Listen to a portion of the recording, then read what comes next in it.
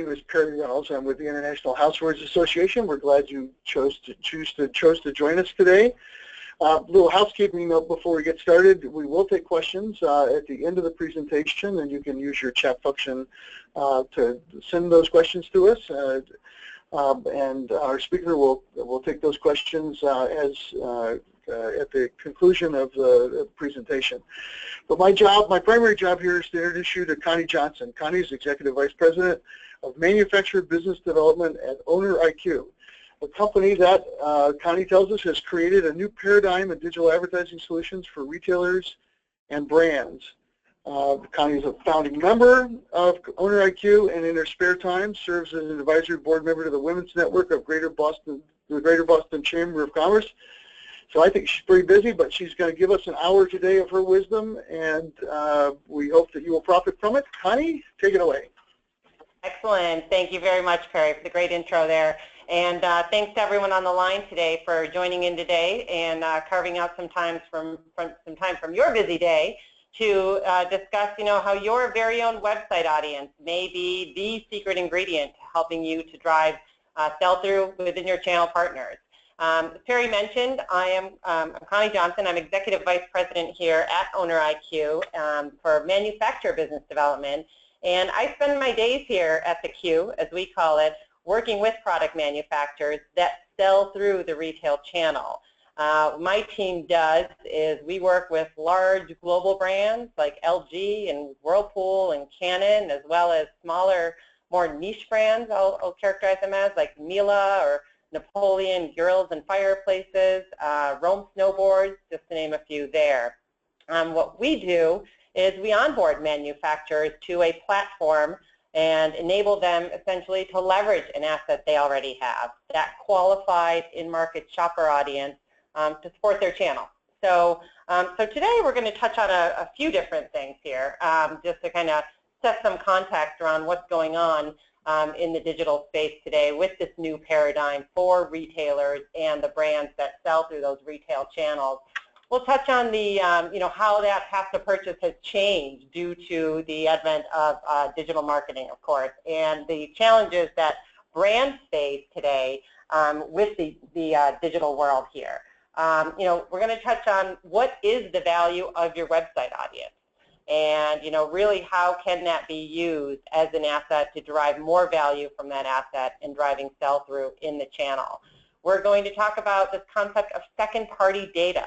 That may be terminology that you're using internally today. It may be a term you haven't really heard before, but it is becoming more mainstream, especially between retailers and brands operating in this digital space as marketers.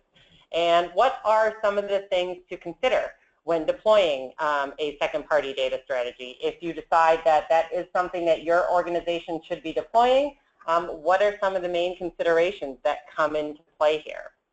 So, in terms of the the path to purchase and where digital comes into play there, we know that digital has changed the path to purchase.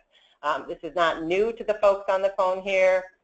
It used to be with, in terms of being brand marketers, we had a lot of control over how that messaging was delivered to the end consumers. We had a lot of control over the message that they were hearing and kind of where they were going to get that message. That has changed today, of course, with digital, in that there is a plethora of information out there for the consumer to help them decide what products to buy, or maybe even more importantly, what products not to buy. And digital provides all those different sources. Some of the stats on here, again, these are not shocking to the folks on the phone here, and not surprising. You probably have heard a lot of these, but 80% of consumers interact with products or brands via digital sources before they even set foot within a retailer. In 2015, we know that digital influenced the majority of all in-store sales. Right? Digital was influencing the amount of sales that took place in stores throughout 2015. We know that digitally influenced consumers, they buy more products and they spend more when they buy those products. And with the addition of mobile, there is no longer this concept of being offline between our desktops and our tablets and our phones. If you think about the last time you were completely disconnected and turned your phone off. It's probably pretty difficult to think of when that was, with the exception of maybe being in flight on an airplane. But even today, or maybe you're lucky enough to go away on some exotic vacation where there is no connectivity. But even today, you know, you're pretty much able to be connected anywhere and all the time, meaning that there is no more this concept of offline. And what that has done, that has changed the customer journey, right? And as we talked about, there are many places that the consumer can go as they're moving through their path to purchase.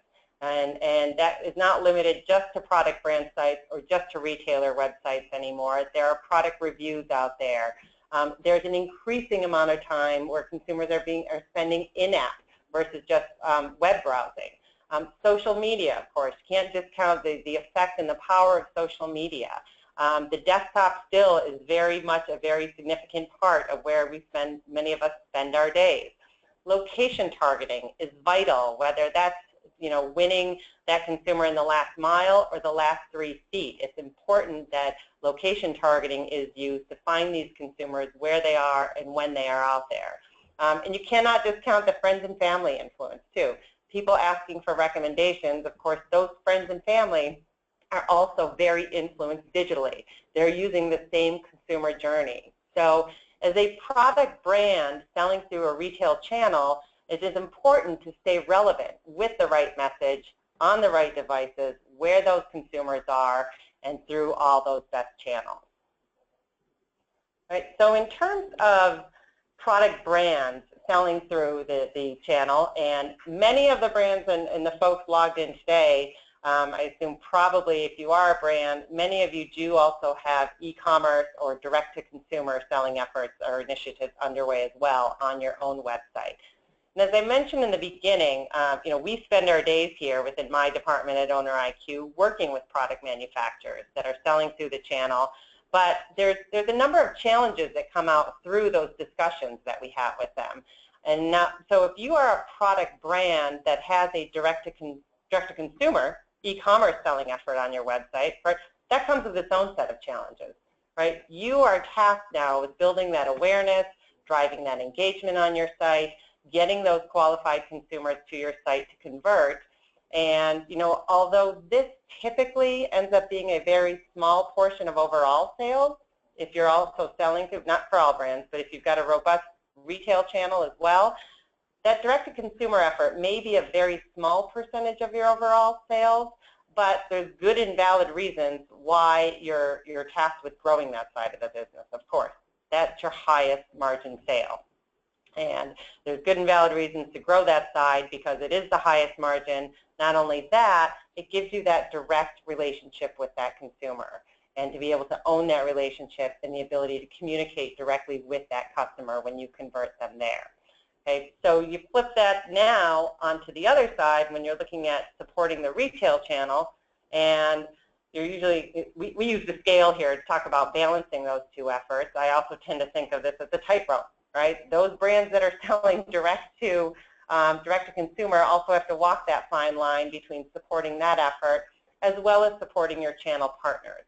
And on the channel side, of course, if you're a brand that is selling through the retail channel, you walk down that aisle that you have in any given retailer, there's a lot of competition on the shelf there.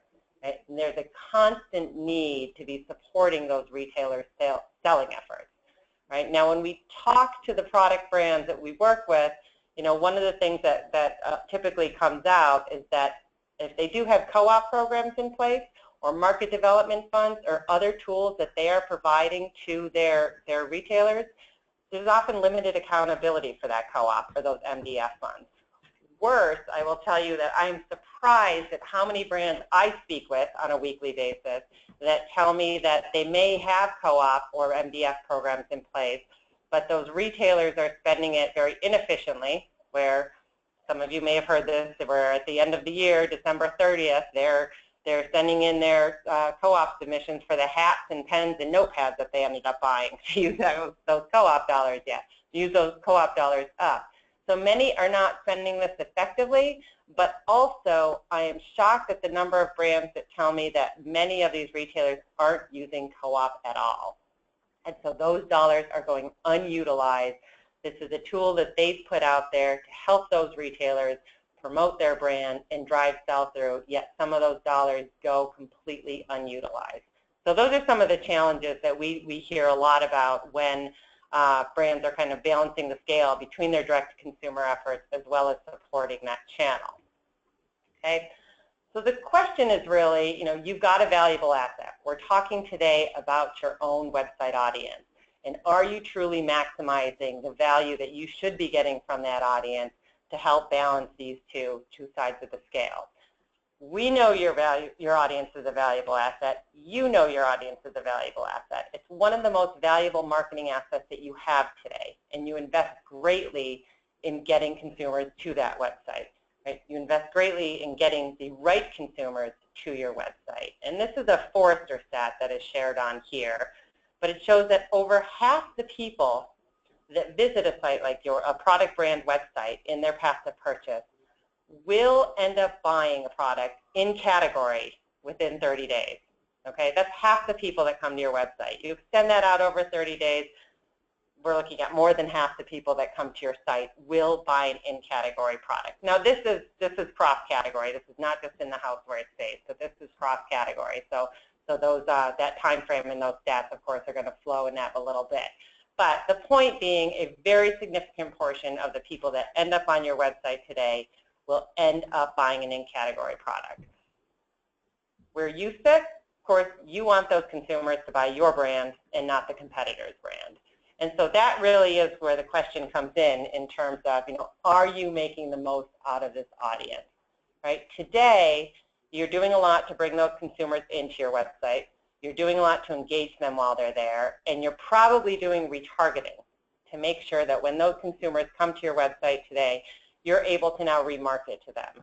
And if you're not doing retargeting today, you should be. So that should be part of your fundamental web strategy to make sure people coming to your website today, you're able to retarget them and remessage to them. Right? That is using your own website data, your first-party data asset, and putting that to work to keep those consumers engaged and involved with your brand.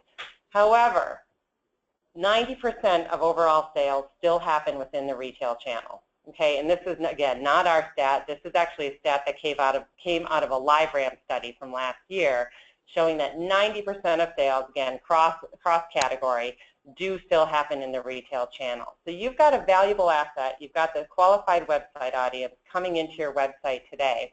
You're doing retargeting, leveraging that asset today to make sure you're engaging those people that have already visited your site and using your first-party data asset, which is terrific. However, this audience and this asset that you have generated now, this has tremendous value. It's something called the second-party audience, second-party data. And what second-party data refers to is really, again, you may be using this term internally there. Maybe you've never heard the term before in terms of second-party data. But this simply refers to when a brand or a marketer makes their audience available to another brand or marketer in a transparent fashion to support their marketing efforts. It's simply known as second-party data. So your first-party data asset now becomes valuable as a second-party data asset to someone else. Okay? And this whole concept of a second-party data strategy is becoming more mainstream in today's ecosystem. Right? There's a new form of cooperation that is emerging now between retailers and the brands that sell through those retailers. And maybe some of you on the line have seen some of these headlines. This is talking about that second-party data concept, showing in media posts just last month actually, stating that majority of retailers and brands will be party to some sort of second-party data sharing relationship by 2017. AdExchanger says we have now entered a new era where second-party data is poised to reign supreme. Marketers are looking to their close partners in second-party data because they're finding significantly more value in second-party data versus buying third-party data segments, where this, you can start asking questions in terms of, are these really the consumers I need to reach? Second-party data helps answer a lot of that guesswork. So if we look now in terms of where we've come from, in terms of, you've been working very hard to get people to your website. You're getting the right consumers coming to your website, getting the right audience in there to engage with your brand and engage with your product. You're remarketing to them using your first-party data assets. Okay, that's a good thing. You should keep doing that. But what is happening and what has been happening is that your retargeting companies, your retargeting providers, and OwnerIQ provides retargeting as well, just full disclosure. Retargeting providers are very good at what they do. All right, they are very good at finding consumers that are ready to act and convert quickly and buy directly from you, the brand. Right, that is what they do, and they are exceptionally good at it, which is why you should be doing retargeting in the first place. But what that means is that those that are so good at it, they do hone in on that small segment of the audience that is ready to act, convert quickly, and buy directly from the brand. And they're very good about finding those people.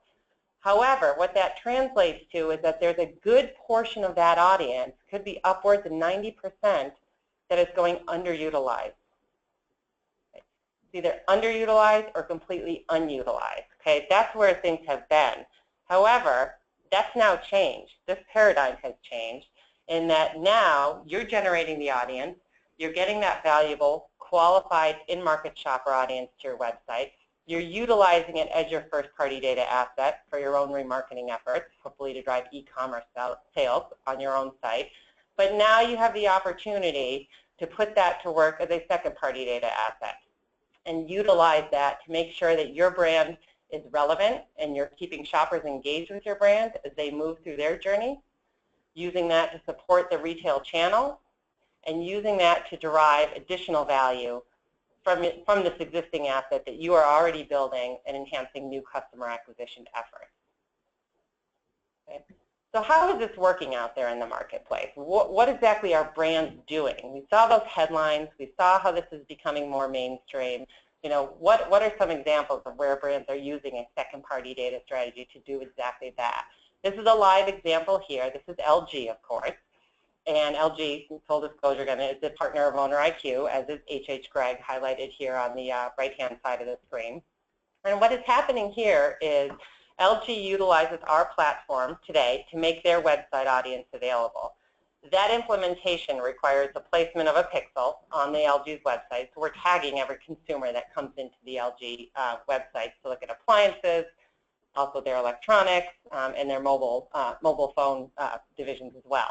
So we're tagging every consumer there, and that audience is now being collected and flowing into our platform. Our platform is called CoOp. We'll talk about that a little later. But that flows into our platform. And the key that's happening here is now that we've tagged that consumer on the LG website with our cookie and can see them as they're moving around the web, LG is making their audience available as a second-party data asset for approved retailers. They are using this to support sell-through in the channel, giving retailers, like in this example here, H.H. Gregg, the ability now to run media, run co-branded LG ads, promoting LG to anybody that went to LG's website, researched appliances, and happens to be in the proximity of an H.H. Gregg store. That is how they are utilizing this, taking their first-party data asset, making it available to another party as a second-party data asset, empowering that retailer now to connect with qualified in-market shoppers that have already engaged with that brand and happen to be in that dealer's local proximity. Right? What LG gains out of this, of course, is now they put their audience to work, an asset they already have as a second-party data asset. They were already building this. They already had the asset in play. They were using it for their own use, but now they've extended the value of that. So they've increased the value of an existing asset that they have today. Over the first 12 months, LG saw over $1 million in advertising that was run by their dealers on LG's behalf, targeting qualified in-market shoppers. And they're using this to support multiple retailers in terms of giving multiple retailers access to that audience on a permission basis, giving them the ability to run those media campaigns. And what the quote here by Dave Vanderwall shows how it delivered results aligning with their initiatives of acquiring new customers, increasing engagement, and sell-through in their channel across all their product categories there. So what a brand is able to do now, utilizing a second-party data strategy, is, again, take the audience they already have coming in and put that to work to support not only their large national and big box customers, but to also support those small independents. If you look at how LG is using this today, they're able to take their audience now and support not only, as I mentioned, the big boxes, but a lot of these retailers on here are single store, mom and pop retailers. So it's a solution that they have really been able to deploy an asset that they have today and put that to work to support a whole network of their retail partners. And it's not just LG that's doing this, of course. There are multiple brands in the appliance space that are deploying a second-party data strategy such as this, taking an audience they have and putting it to work to support their dealer channel. And I know some of these people, I don't know if any of these people are dialed in today, but you can certainly see the breadth. This is in the appliance and consumer electronics space, indicating those folks that are utilizing this type of strategy today. Right?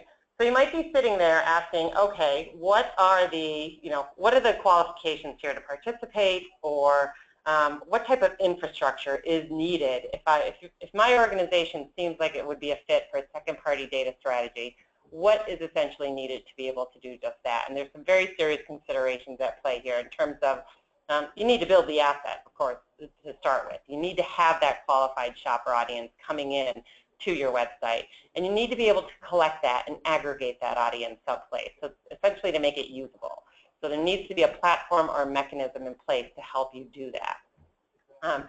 Another very serious consideration is, how do my partners get access to this? Okay, where is an environment where I can actually put this asset to work in a way that I have some control, but also I know exactly who's accessing it, and how do they get access to it? How does this mechanically work? So it's important to make sure that any type of infrastructure provides that access and that interface there to make that happen. Under what terms do I decide to make my asset available? Remember, this is one of your most valuable assets that you have. Under what terms do you make that available to partners? Is it based on sales volume? Is it based on floor share? Is it based on sales radiuses? There are certain requirements in play that you want to be able to dictate what those terms of usage are. Most importantly, of course, is an outreach program. And what this refers to is, if you're going to pixel your website and get onto a platform and enter into some type of partnership with a company that provides this, it's one thing to put the tag on your site and get on the platform, but there is no value to you if you're not able to deploy this asset and have this asset being utilized to benefit your own business. So what does that outreach look like? Is there a mechanism in place to make sure that your partners that you've designated are aware of this program and know that they can take advantage of it in partnership with you to help grow the business and reach mutual goals there of sell-through? Campaign management, right? You need to have a system where these approved partners can actually launch campaigns and be able to launch them, acquire creative, be able to monitor those campaigns, and get a reporting suite available as well. So that reporting suite is important, of course, for advertisers to see what campaigns are doing for them. But for you that's deploying an audience asset, if second-party data is a strategy that fits into your future initiative, you want to know what the program is doing. What is this second-party data initiative doing for your business there? So any type of infrastructure that you work with needs to be able to communicate that value to both parties, the audience or asset provider, as well as those that are utilizing that audience.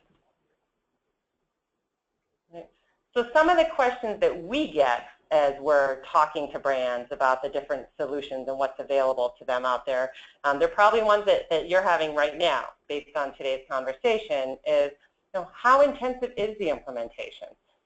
We've been talking about placing a cookie on the website. That's kind of the tactical part of it, making sure those tags are placed in the appropriate place, but what information is passed through by that cookie or by that tag that's placed. When you're placing the pixel on your website that's cooking your consumers, what data is captured? What is it, and what information is being passed through? It should be non-PII information, non-personally identifiable information for most of the brands that we work with. They want to make sure that it is non-personally identifiable. Does this impact your privacy policy? In some cases, it may require modifications there. A lot of the brands that we work with have already updated their policies to address the usage of third-party cookies and data collection, because data collection, of course, through cookies is becoming a much more mainstream thing today than it was even 2-3 years ago. So we work with a lot of brands that already have these updates in place and have privacy policies that indicate that and cover those types of usages. But if not, we also work with a number of brands where we provide them the language that would help update their privacy policy. Of course, it's up to every brand's own legal entities internally to decide what is appropriate for their own brand. But we certainly do have a number of conversations there where we assist brands in making sure that they are compliant if they are using any type of third-party cookies and data sharing strategies. Big question that comes up. Okay, if I utilize a platform where I'm sharing data, can my competitors get access to my data? It is important to make sure that, no, your competitors cannot get access to your data.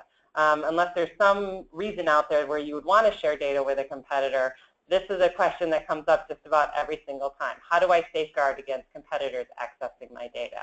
So it's key that there are safeguards in place and there are control mechanisms in place. If you do enter into a second-party data strategy, how do you make sure that you're only sharing it with authorized partners?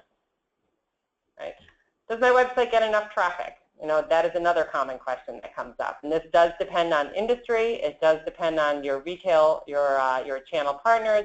It depends on really what you're hoping to get out of a second-party data strategy. But that is that's kind of a case-by-case basis where we can talk to brands in various categories, various verticals, various industries in terms of what they are looking to achieve with a data sharing strategy. And, you know, will this impact my retargeting or e-commerce efforts? We talked very early on in today's discussion about how you should be doing those retargeting efforts, especially if you have e-commerce. That does not change, but there's a lot more value that can come from that asset that you are investing so greatly in getting today, where today a lot of that is going underutilized. So those are some of the common questions that we get faced with as we're talking to the product brands that are looking at deploying second-party data strategy, as well as, hey, how do I get started? And of course, that's the question we love to hear, and happy to address that question at a later time too, if people wanted to contact us directly. But short and sweet, you should have control through a single platform. I mentioned that we have a platform earlier in today's discussion. Our platform is called CoOp. This is purposely built to provide this audience sharing transparency, giving you control not only over audience usage and terms and conditions, but your creative, the messaging, and also a reporting suite. It is important that those FAQs are answered and that your considerations are met in terms of being able to manage this in a single, easy-to-use interface. And Owner IQ, of course, we've been doing this for many years now, and that has enabled us to essentially build out a whole second party, we call it our audience cloud, that is being utilized by a lot of the brands that I've mentioned today, and you've seen their logos today, brands and retailers utilizing a second party data strategy on platforms, on our platform, to be able to leverage that asset and support their channel partners. That today includes over 200 product brands, about 140 retailers that make their audiences available, again, to support sell-through both for the retailer and also the product brand themselves. Right. I mentioned a lot about LG and some very large brands that we work with. We already talked about some of the usage of LG and some of the benefits that they saw out of this. This is not just for large global brands. I've included a recent case study here for one of our more niche brands, Napoleon Gourmet Grills and Fireplaces. Smaller brands sell through a very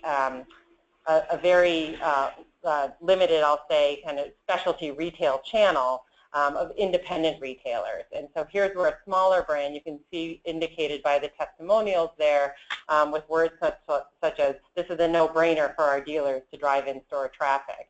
They've got about 40% of their dealers that participate today and about a 90% renewal rate on that. So something that a brand is able to utilize an asset they have today, put it to work with a mutual goal of helping their channel partners sell more product. All right. And lastly, I'll just leave everyone here with, if you want to learn more about kind of what is happening in terms of the growth of second-party data strategies, especially among retailers and brands, Owner IQ is actually going to be putting out, in collaboration with Forrester at the end of September, a report that talks about exactly that. So we'll keep everyone apprised of when that report is available, but this is definitely a concept that is becoming more and more mainstream in the product, brand, and retail space. And so there's a lot more to hear about on that, and we'll make sure that we broadcast that out there and give everybody access to that report if you're interested in reading more about that. So with that, I am going to, I think we have time here, to open this up to questions from the audience. And Ginny, do we have time to address some questions? Oh yes, we have a few right now, Connie. The first question is, it sounds like the retailers are the ones doing the advertising. Are brands providing CoOp or MDF to fund these programs? Yes, thank you for that question. That something that we touched on briefly there was CoOp. But yes, it is the advertiser in most cases with this program is the retailer that is advertising towards the product brand's in-market shopper audience. It is the retailer that is buying the media and getting billed for that media in most cases. Many of the brands do roll this up into their CoOp programs. So that when they're putting stipulations in place in terms of what is co-opable, if you will, of course, there's usually restrictions on which creative can be used, but it falls under, we've got a lot of brands that are saying we want our dealers doing more digital, and this falls right into that. So a lot of brands are making this, just rolling this right up into their co-op program and advocating that if you are spending your co-op dollars, you should be spending it against our audience. It just intuitively makes sense, and it gives them the accountability on how those dollars are spent, but also puts that retailer in a position to succeed by reaching qualified in-market shoppers who've already engaged with the brand that retailer carries. Okay, great. The second question, who does the creative? Does the brand provide that, or does the retailer? The brand provides the creative, either creative that they already have. Those are pre-approved templates. Owner IQ, what we do is we will customize it for each retailer. So if a brand provides templates, we will insert and customize the dealer's logo and branding on there as well. Some brands will prefer to use our own creative services because Owner IQ also offers creative services to make sure that we're always providing new, fresh, creative available for their dealers. But essentially, it comes from the brand.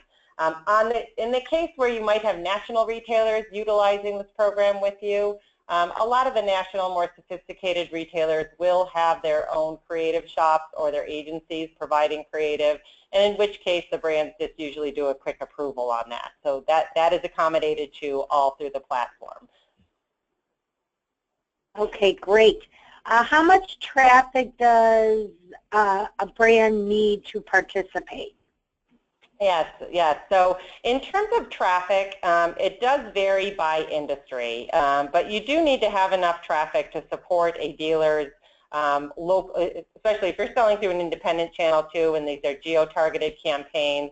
So depending on the industry, if you're looking at 50,000 uniques, that could be sufficient. Other industries, we look at, you want to have a couple 100,000 uniques. But in some of the, the appliance and the housewares brands we work with, they're usually selling through a combination of national retailers as well as some of the small independent gourmet shops, if you will.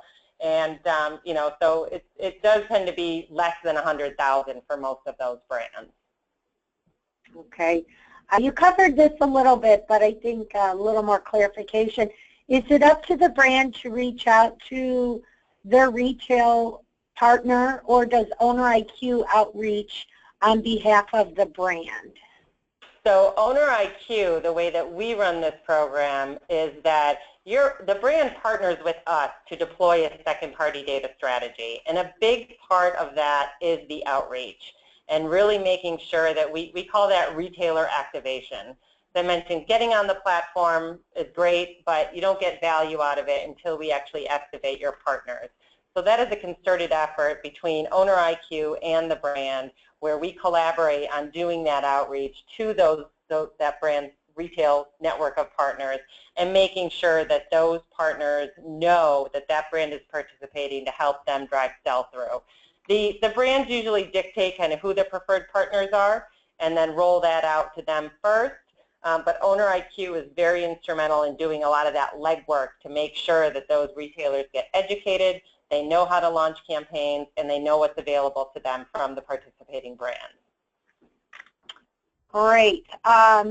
Next question, is Bed Bath & Beyond already set up with you at Owner IQ? Bed Bath & Beyond is not making their audience available today. And so that's about, in NDA, I want to leave it at that. Their audience is not available on the platform today. Okay. We sell through a lot of independent dealers.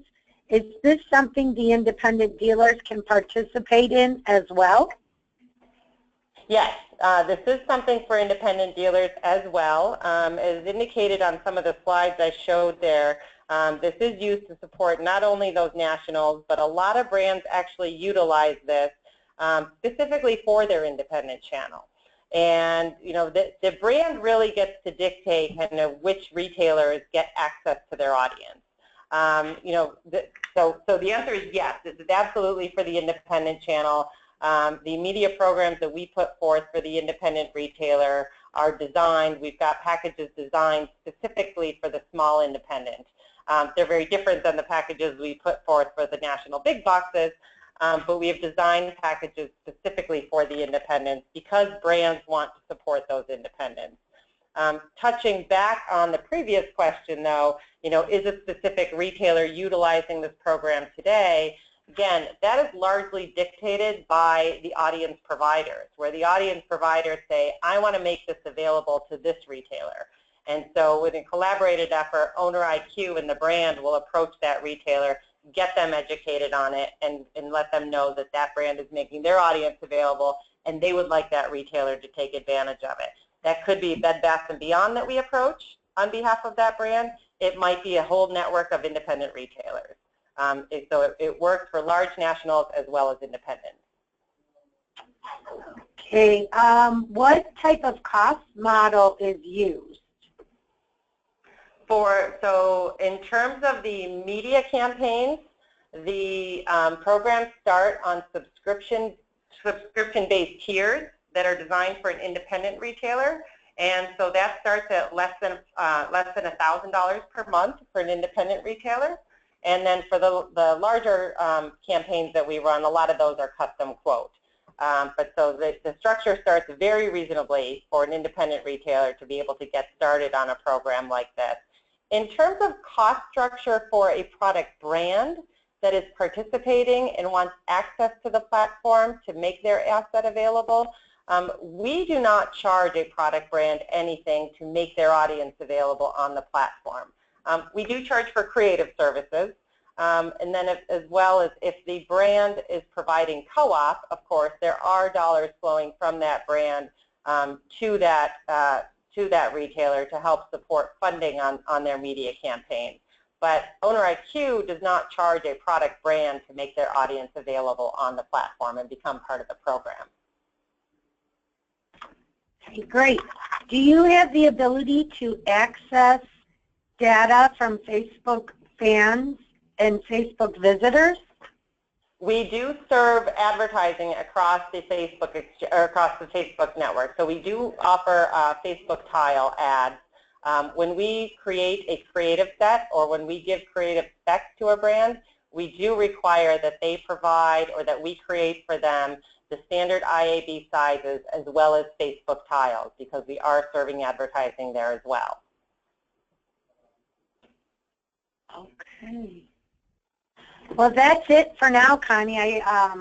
We don't have any other questions. It's been, we had generated a lot of questions. And on behalf of IHA, I would like to thank Connie, Owner IQ, her entire staff for taking the time in having this webinar And for all of you who would like to get access to this webinar, it is at www.housewares.org in our education area. And we most certainly, it has been recorded, and we could also send you a copy.